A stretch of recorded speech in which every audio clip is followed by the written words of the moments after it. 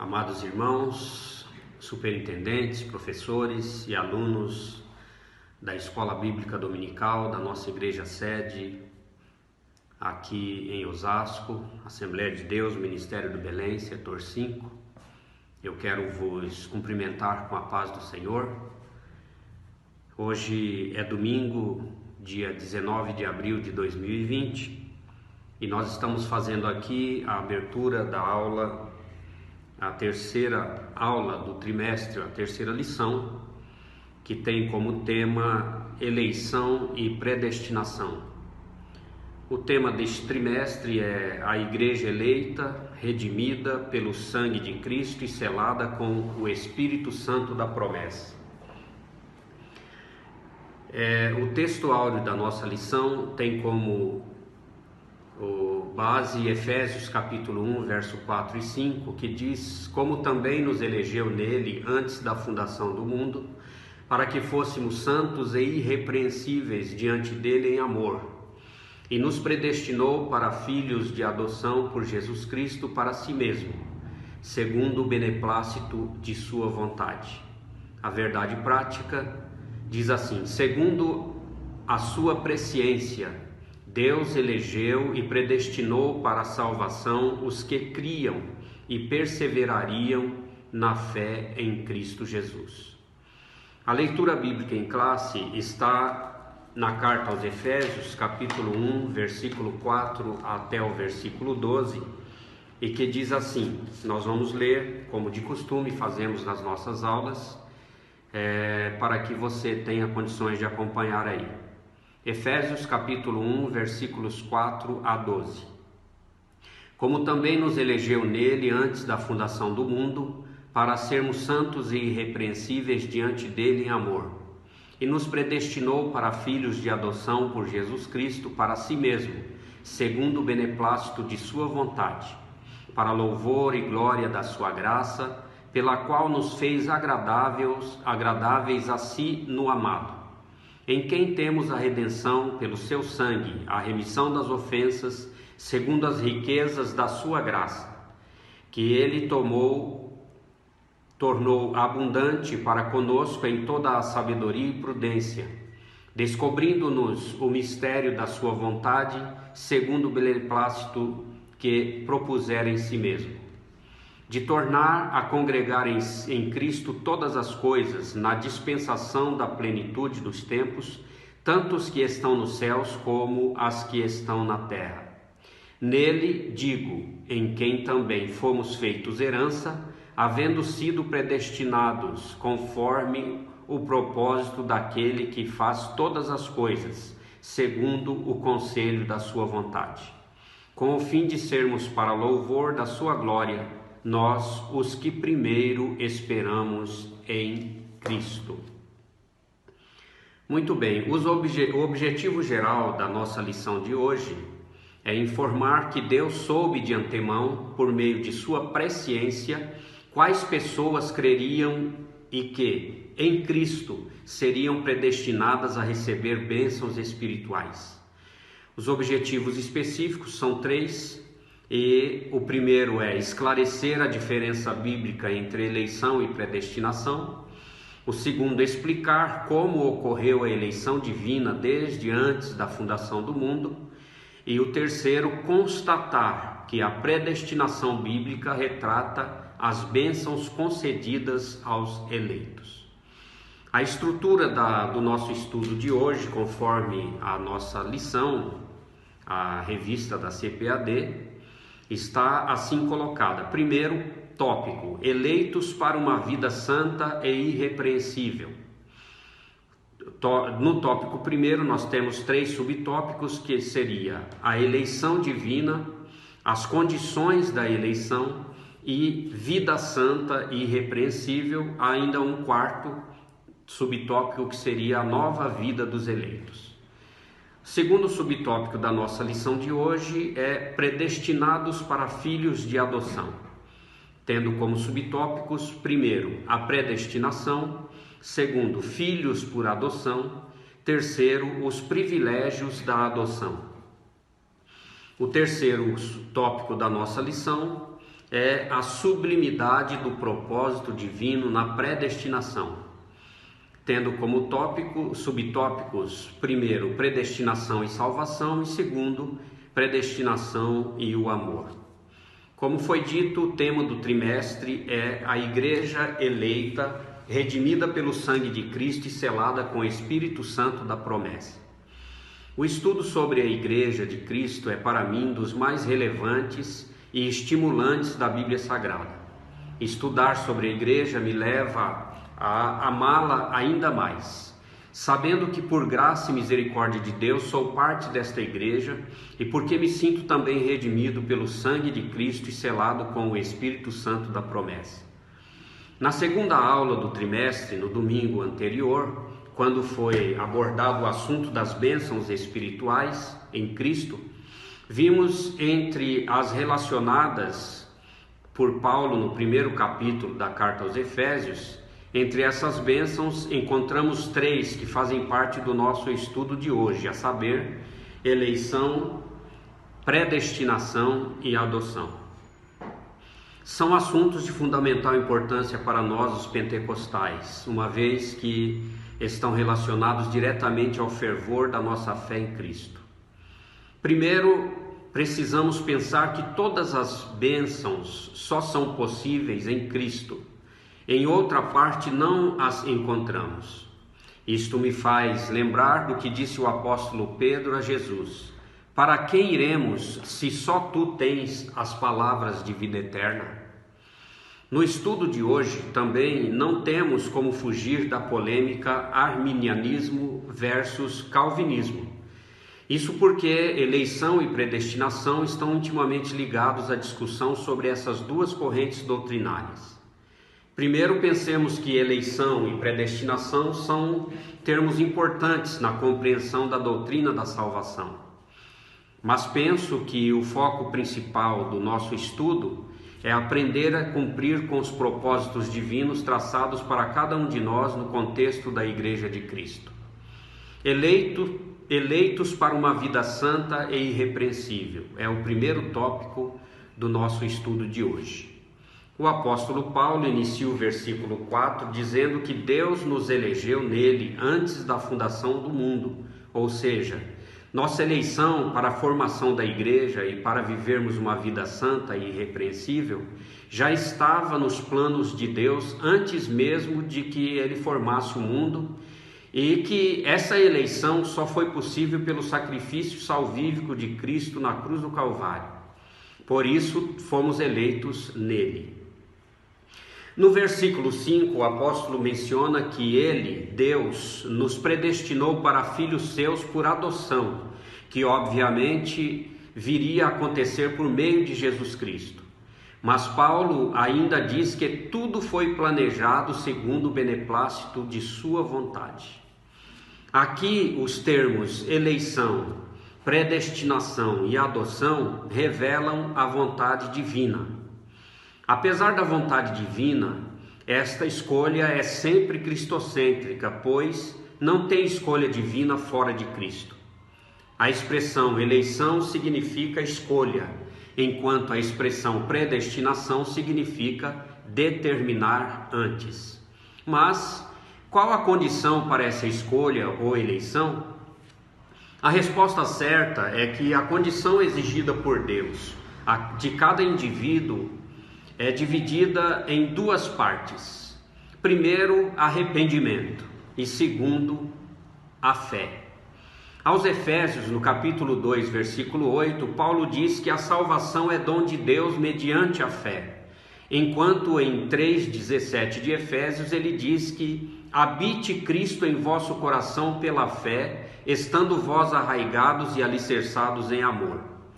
Sobre o arrependimento, João Batista, o precursor de Jesus, já dizia: arrependei-vos, porque está próximo o reino de Deus. Está lá em Mateus capítulo 3 e o versículo 2. Isso mostra que o indivíduo, mesmo por suas boas obras, não pode salvar-se. Para ter direito à salvação em Cristo, precisa de sua participação direta e ativa. Precisa arrepender e crer.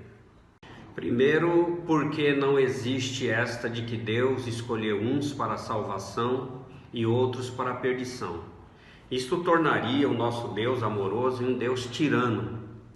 Por outro lado, olhando para João 3,16, observamos que Deus, em Cristo, coloca a salvação à disposição de toda a raça humana, e o único motivo para isto é o seu soberano amor. Por isso, meus irmãos, jamais podemos aceitar que Deus seja seletivo a ponto de escolher alguns e desprezar outros.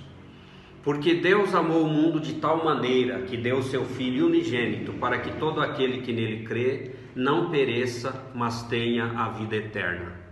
Não podemos admitir que o homem se perca porque Deus quis assim. O homem se perde porque não crê no nome de Jesus, como está escrito em João 3,18. Quem nele crê não é condenado. O que não crê já está condenado, porquanto não crê no nome do unigênito Filho de Deus. Concluímos, portanto, que o homem que rejeita a Deus e a salvação em Cristo Jesus, não é Deus que faz isso. Escrevendo a Timóteo, Paulo, na primeira carta, capítulo 2, versículo 4, diz que Deus deseja que todos os homens sejam salvos e cheguem ao pleno conhecimento da verdade. Após a salvação do homem, conforme já estudamos na última lição do trimestre passado, ele é mudado de posição e passa a viver uma vida santa e irrepreensível. O que quer dizer santo? Santo significa separado do pecado. Irrepreensível. Irrepreensível significa sem defeito ou inculpável. Na vida cotidiana do crente, isto quer dizer que vive uma vida no mais alto padrão ético e moral. Vive uma vida para agradar a Deus porque é santo e ainda se torna referência para a sociedade. Veja o que escreveu Pedro na sua primeira carta, capítulo 1, versos 14 a 16. Como filhos da obediência, não vos amoldeis às paixões que tinhais anteriormente na vossa ignorância. Pelo contrário, segundo é santo aquele que vos chamou, tornai-vos também santos vós mesmos em todo o vosso procedimento, porque escrito está: sede santo, porque eu sou santo. Veja o que Paulo escreveu aos Filipenses, capítulo 2, versículo 15. Para que vos torneis irrepreensíveis e sinceros, filhos de Deus inculpáveis no meio de uma geração perversa e corrupta, na qual resplandeceis como luzeiros no mundo. Isto nos torna referência. Porque todo este plano, ou por que todo este plano da parte de Deus? Paulo diz que a finalidade é apresentar a Deus uma igreja gloriosa, sem culpa, sem mácula, nem ruga, mas santa e irrepreensível, ou seja, sem defeito, conforme está escrito em Efésios capítulo 5, verso 27. Outro aspecto importante da eleição é o aspecto corporativo, pois inclui os indivíduos em associação com o corpo de Cristo, a igreja. Sobre a igreja, eis a declaração de fé das Assembleias de Deus. Deus elegeu a igreja desde a eternidade, antes da fundação do mundo, segundo a sua presciência. O Senhor estabeleceu um plano de salvação para toda a humanidade, pois essa é a sua vontade. Assim como Deus não elegeu uma nação já existente, mas preferiu criar uma nova a partir do patriarca Abraão, o Senhor Jesus Cristo, da mesma forma, criou um novo povo formado por judeus e gentios, ou seja, criou a própria igreja. Esta passagem de Efésios nos mostra que a eleição em Cristo é primeiramente coletiva, ou seja, um povo. Isto posto, é formada a igreja através de um povo, ou é um povo que forma a igreja. Por isso, Paulo, em Efésios, menciona a eleição no plural, nos elegeu. Em toda a epístola, os eleitos são tratados em conjunto como sendo um corpo, como está em 1:23, Um povo, 2,14, uma família, 2,19, um edifício, 2,20 a 22 e a igreja, 3, versículo 10. A epístola assinala que Deus elegeu de antemão um conjunto de pessoas para a salvação, a igreja. Neste caso, o foco da eleição não é o indivíduo, mas o corpo, o grupo, o corpo, a igreja, formada por todos aqueles que creram em Cristo e permanecerão até o fim. Assim, ratifica-se que a eleição é corporativa ou coletiva e também cristocêntrica, pois o homem é eleito ou só é eleito quem estiver em Cristo. Como asseverou Donald Stamps, a eleição é coletiva e abrange o ser humano como indivíduo somente à medida que este se identifica e se une ao corpo de Cristo, a igreja verdadeira. Segundo, predestinados para filho de adoção. Como já disse, predestinação é determinar antes. Primeiro, é necessário entender que eleição e predestinação não são a mesma coisa, ou seja, não têm o mesmo significado. Os dois termos são importantes na compreensão da doutrina da salvação.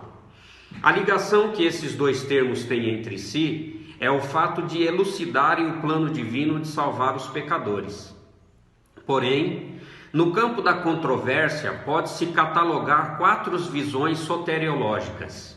Primeiro, os pelagianos, que afirmam ser o homem o único agente da salvação, ou seja, salvação pelas obras. Segundo, os semi-pelagianos, que defendem ser o homem aquele que dá início ao processo de salvação e que Deus responde ao homem neste processo que ele inicia. Terceiro, os arminianos, que ensinam ser Deus quem inicia o processo da salvação e que o homem responde a Deus pela fé em Cristo Jesus. E o quarto, os calvinistas, que argumentam ser Deus o único agente da salvação, predestinando uns para a salvação e outros para a condenação. Diante desses conflitos doutrinários, qual é a posição pentecostal? Bom, atualmente não é só os pentecostais, mas cerca de 80% dos evangélicos são de confissão soteriológica arminiana. Em tese, Deus coloca a salvação à disposição de todos os homens e ainda lhe dá uma forcinha através da graça, mas, todavia, respeita a escolha do homem qual caminho quer seguir, se o da salvação ou o da condenação. Isto se chama livre-arbítrio. Neste caso, segundo Jacó Armínio, Deus inicia o processo de salvação do homem, mas só vai adiante se o homem responder positivamente a este processo, ou seja, se aceitar o plano de eleição que Deus predestinou para o homem antes da fundação do mundo. Deus quer tornar o homem seu filho por adoção por meio de Cristo Jesus, mas se o homem não quer, permanecerá fora dos planos de Deus. Se o homem não se torna filho de Deus por adoção, logo, não pode ser herdeiro de Deus e co-herdeiro com Cristo das bênçãos espirituais relacionadas neste capítulo da carta aos Efésios. Diante de tudo isso, não há nenhum conflito entre a soberania de Deus e a liberdade humana. Segundo a Bíblia, a salvação é um chamado universal a toda a humanidade. Conforme está escrito em João 7,37, no último dia, o grande dia da festa, levantou-se Jesus e exclamou: se alguém tem sede, venha a mim e beba. Apocalipse capítulo 2, verso 22, verso 17 também diz: o Espírito e a noiva dizem, vem. Aquele que ouve, diga, vem. Aquele que tem sede, venha. E quem quiser, receba de graça da água da vida. Filhos por adoção. No plano divino da salvação, a predestinação dos escolhidos, dentre outros, possui 3 objetivos específicos. Primeiro, serem filhos por adoção em Jesus Cristo. Segundo, serem herdeiros com Cristo. E terceiro, serem conforme a imagem de Cristo. O termo adoção é sempre empregado no Novo Testamento apenas pelo apóstolo Paulo, pois a prática da adoção não fazia parte do sistema legal judaico. Todavia, era comum entre os romanos e perfeitamente conhecido entre os gentios. Dessa forma, Paulo afirma que foi do agrado de Deus predestinar os eleitos a serem adotados como filhos, principalmente quando afirma segundo o beneplácito de sua vontade. Mesmo que imerecida para nós, aprove a Deus fazer assim. Quando somos adotados por Deus como filhos, recebemos muitos benefícios e privilégios da herança e é restaurada a comunhão dantes perdida com o Pai, o Criador. Passamos a pertencer também à família de Deus e a receber todas as riquezas da glória da sua herança. Nos tornamos povo de propriedade exclusiva de Deus, conforme escreveu Pedro na primeira carta, no capítulo 2, versículo 9. Passamos também a ser eleitos para a obediência a Cristo, conforme Romanos capítulo 6, verso 16. E também temos direito às bênçãos de um novo nome e uma nova imagem, que é a imagem de Cristo, conforme Romanos 8, 29 e Apocalipse 2, 17. São concedidas a redenção e a remissão dos pecados, que é também uma bênção espiritual, prevista no capítulo 1, versos 7 e 8 da carta aos Efésios. E muitas outras bênçãos prometidas por Deus. Isso pelo fato de termos sido adotados como filhos. O que é mais importante ainda é que a abrangência da filiação tem uma dimensão simultaneamente presente e futura, ou seja, nós desfrutamos das bênçãos de Deus agora e esta herança, esta bênção se projeta para o futuro, porque garante ao indivíduo a vida eterna em Cristo Jesus. A predestinação e o amor. O que se pode extrair do plano divino da salvação é que a redenção da raça humana não foi um plano emergencial. Pelo contrário, foi um plano imutável do amor de Deus desde sempre, porque Deus nunca, jamais será pego de surpresa com alguma ocorrência e terá de sair correndo para montar um plano de emergência. Por isso, esse amor está presente tanto na eleição como na predestinação. Foi por amor que fomos eleitos por Deus e predestinados em Cristo. Isso implica dizer que o favor imerecido, a fé necessária para crer e o uso do livre-arbítrio para responder ao chamado de Deus, tudo isso provém do amor de Deus. Não obstante, os que chegam a Cristo não são coagidos, mas são atraídos a Ele. Ou seja, o plano de redenção de Deus para com o homem, para com a humanidade, envolve, obviamente, este fator da resposta que o homem dá a Deus, no chamado que Deus faz a ele, através do arrependimento dos seus pecados e da fé em Cristo Jesus.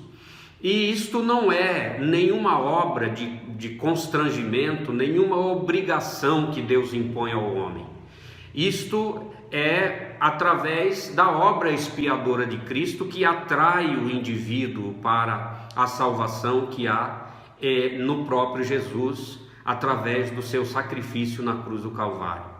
Portanto, meus amados irmãos, nós não temos como conceber a predestinação como tendo Deus escolhido uns para a salvação e outros para a condenação ou para a perdição, uma vez que Deus, no plano da predestinação, Ele não predestina ninguém para a morte, ninguém para a destruição, ninguém para a condenação. A predestinação de Deus, ela diz respeito apenas à salvação de um povo, à eleição de um povo, e este povo é a igreja. Antes Deus fez isso com o povo de Israel. Em Abraão, Deus criou um povo. Ele tinha muitas nações que à época poderia ter escolhido, mas Deus criou um povo para si. Em Abraão elegeu a nação de Israel para representá-lo aqui na terra. Da mesma sorte, em Cristo, nós somos predestinados à formação da igreja do Senhor.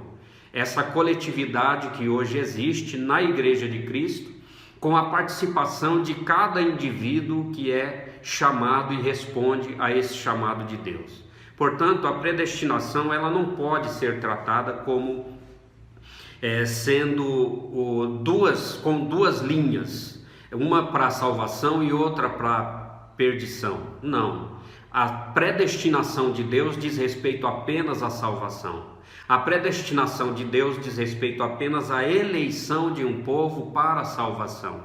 O que acontece com o indivíduo quando responde positivamente a esta chamada ou a este chamado para a salvação é que ele é predestinado a desfrutar das bênçãos espirituais em Cristo Jesus. Portanto, é o que nos ensina o apóstolo Paulo através da carta aos Efésios. E hoje, fechando esta aula sobre a eleição e a predestinação, eu espero que você possa desfrutar o máximo possível daquilo que eu consegui passar aqui para todos os que estão assistindo a essa videoaula, e peço a Deus que Deus abençoe e nós tenhamos condições de compreender o plano divino da salvação para o homem, que todos tenham esta dádiva, este privilégio de compreender isso. Que Deus em Cristo nos abençoe e tenham todos